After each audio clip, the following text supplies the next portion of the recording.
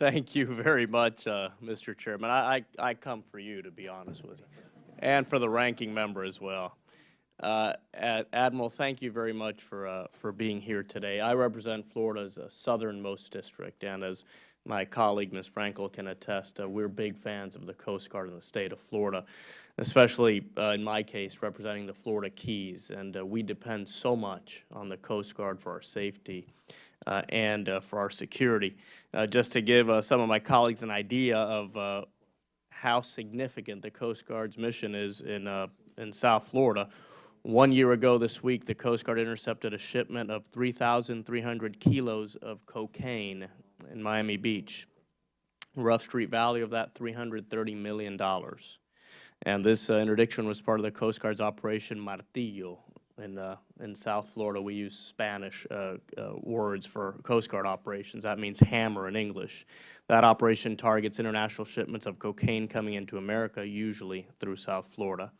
Admiral, last year, General John Kelly, commander of the U.S. Southern Command, testified before the Senate Armed Forces Committee that they're only able to intercept about 26% of the drugs smuggled into the country from Latin America through Florida. This was his quote: "Because of asset shortfalls, we're unable to get after 74% of suspected maritime drug smuggling. Without assets, certain things will happen. Much larger amounts of drugs will flow up from Latin America. We'll do less and less engagement with our friends and partners in the region," end quote. Can you comment a little on whether there has been any improvement in General Kelly's assessment of last year? Also, as much as you can here in open session, what are the smuggling routes that have seen the greatest increase in traffic over the past few years and the measures the Coast Guard has taken to address those threats? Yes, sir. Well, the figures have gotten a little bit better because our Commandant has increased the amount of ships that are available to JADF South and the Coast Guard on those Western Hemisphere transit zone smuggling routes. And I greatly appreciate you raising that, because this is one of the aspects of the Coast Guard that's absolutely critical.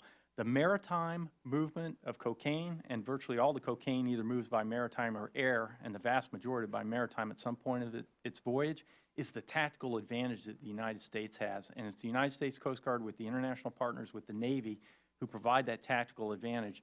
And you mentioned about 3.3 metric tons that were seized on that one particular piece. Last year, the United States Coast Guard seized, just the United States Coast Guard, 91 metric tons of cocaine. All the law enforcement agencies within our borders, federal, state, local, tribal, plus all the seizures at our air, land, and sea borders, and that includes the southwest border, put together, multiply that by almost 2 times, and that's what the United States Coast Guard got. When I used to be director of JADF South there in Key West, Florida, and when I was there was one Coast Guard boarding team that seized a semi-submersible that had 9.3 metric tons of cocaine. The typical take at the southwest border on any given year is 6 or 8 metric tons. So one Coast Guard boarding team took down for cocaine what was taken down the entire southwest border in a year. And that's not to mean the people at the southwest border are not great Americans doing a great job, but they're tactically disadvantaged because a Coast Guard boarding team has tactically exposed out on the water, because it's necessary for shipment, concentrated loads of pure cocaine, and that single boarding team can take that down. And oh, by the way, if you take it down on the water before it gets into Central America, it doesn't create the corruption and crime and death and destruction that we see with beheaded bodies and all these other things. Plus, you get the witnesses and the evidence much closer to the head of the snake of the guys who are starting the chain in Colombia than trying to work a kilo down from the southwest border, an 1/8 of an ounce by on some street corner in New York City. So the nation, the reason the Coast Guard was created was by Alexander Hamilton, was to take advantage of that tactical advantage of intercepting things at sea. That's why the Revenue Cutter Service was created. But you need ships to do the business. So we're the nation's forward defense for cocaine. We defend the streets of America, we defend our neighbors, and we use that tactical maritime advantage in order to get at it. And General Kelly's exactly right. We have way more intelligence than we do ships to actually action that intelligence. We're trying to buy some of that down. The Commandant has put additional ships down into the transit zone, but that is the nation's defense, and it requires investments from the nation in ships in order to get the business done. So you'd say that despite your successes, you're still sorely lacking in resources in the area covered by JADF South. Absolutely, and I'll give you the latest figures on that, but my guess is, just based on operational reporting, probably 50% of the high confidence intelligence cases cannot be acted on because there is no ship available.